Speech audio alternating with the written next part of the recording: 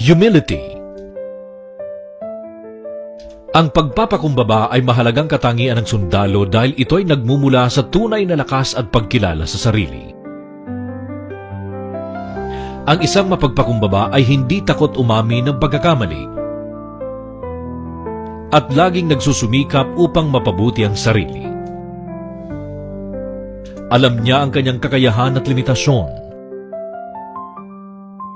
at may tiwala sa sarili ng walang pagyayabang. Sa halip, pinapahalagahan niya ang kanyang mga kasama at nagtataglay ng disiplina na nakakaapekto sa unit. Ang pagpapakumbaba ay hindi pagiging tahimik o walang pakialam, kundi ang pagkilala sa katotohanan at pagsasalita kung kinakailangan habang nananatiling magalang at responsable sa epekto ng kanyang mga salita at kilos.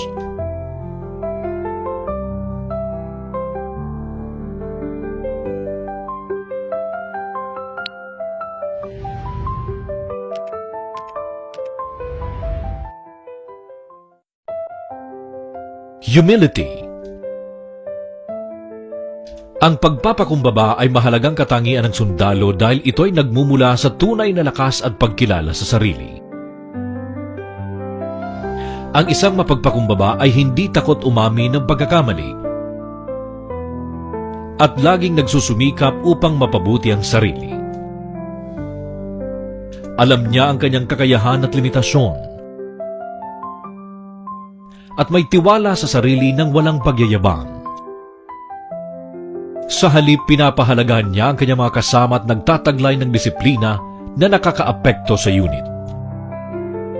Ang pagpapakumbaba ay hindi pagiging tahimik o walang pakialam, kundi ang pagkilala sa katotohanan at pagsasalita kung kinakailangan habang nananatiling magalang at responsable sa epekto ng kanyang mga salita at kilos.